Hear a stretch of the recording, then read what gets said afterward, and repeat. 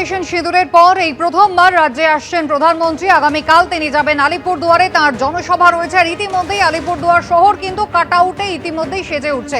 একদিকে প্রধানমন্ত্রীর কাটআউট আর অন্যদিকে বিজেপির পতাকায় মুড়ে ফেলা হয়েছে। সরাসরি চলে যাব, শিবাশিস মৌলিক রয়েছেন আমাদের সঙ্গে এই মুহূর্তে সরাসরি। শিবাশিস, আগামীকাল প্রধানমন্ত্রীর কি কর্মসূচি রয়েছে? দেখো, শুরুতেই তোমায় বলে রাখি যে আমি যেখানে দাঁড়িয়ে রয়েছি আলিপুরদুয়ার শহরের অন্যতম প্রাণকেন্দ্র জেলা শাসকের দপ্তর ডুয়ার্স কন্যার সামনে আমি দাঁড়িয়ে রয়েছি। এবং এই যে দেখছো একে একে গাড়ি ঢুকছে, প্রস্তুতি চলছে প্রধানমন্ত্রীর সভার। এই যে প্যারেড গ্রাউন্ড, সৈনিকের প্রতিকৃতি রয়েছে, এই মাঠেই কিন্তু প্রধানমন্ত্রীর জনসভা। নিরাপত্তার স্বার্থে আজকে অফিসিয়াল ছাড়া কাউকে মাঠে ঢুকতে দেওয়া হচ্ছে না।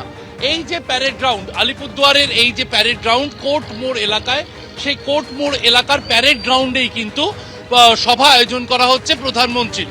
এবং প্রধানমন্ত্রী এখানেই তার জোড়া সভা করবেন। প্রথমটি প্রশাসনিক অংশ এবং দ্বিতীয়টি রাজনৈতিক অংশ। এই মাঠ থেকে প্রথমে সিটি গ্যাস ডিস্ট্রিবিউশন যে যোজনা, তার শিলান্যাস করবেন প্রধানমন্ত্রী। সময়সূচি যা দেওয়া হয়েছে, প্রাথমিক যা হিসাব রয়েছে, তাতে প্রধানমন্ত্রী সকাল 10টা নাগাদ আগামীকাল বাগডোগরায় এসে পৌঁছবেন। তারপর সেখান থেকে তিনি চলে যাবেন সিকিমে 2 ঘন্টা 15 মিনিট তিনি থাকবেন গ্যাংটকের কাছে। এবং গ্যাংটকের কাছে তিনি সেই কর্মসূচি থেকে হেলিকপ্টারে MiG-17 তিনি এসে নামবেন সরাসরি এই প্যারেড গ্রাউন্ডে। এখানেই হেলিপ্যাডের আয়োজন করা হচ্ছে। এবং সেখান থেকে কিন্তু তিনি প্রথমে সরকারি কাজ, অর্থাৎ প্রশাসনিক যে কাজ রয়েছে, সিটি গ্যাস ডিস্ট্রিবিউশন যে যোজনা, যার কাটআউট মূলত কিন্তু আলিপুরদুয়ার শহর জুড়ে মারা হচ্ছে। তুমি দেখতে পাচ্ছ এই মুহূর্তে সুবীর রায় যে ছবি তুলে ধরছেন, তাতে কিন্তু এই যে সভাস্থল, সেই সভাস্থলের বাইরেও কিন্তু একেবারে সেই গ্যাস যোজনার যে বিভিন্ন আমরা দেখতে পাচ্ছি একেবারে পাইপলাইনের ছবি দিয়ে একেবারে সাজিয়ে তোলা হয়েছে এবং বিভিন্ন পোস্টার দেওয়া হয়েছে। মূলত এই যে গ্যাস যে যোজনা, যে সিটি গ্যাস যোজনার জন্য আসছেন তিনি শিলান্যাস করতে, এর পাশাপাশি বিজেপির তরফে একটি রাজনৈতিক সভা করার তাকে অনুরোধ করা হয়েছে। সেই রাজনৈতিক সভার তোড়জোড় আমরা দেখতে পাচ্ছি পিছনে।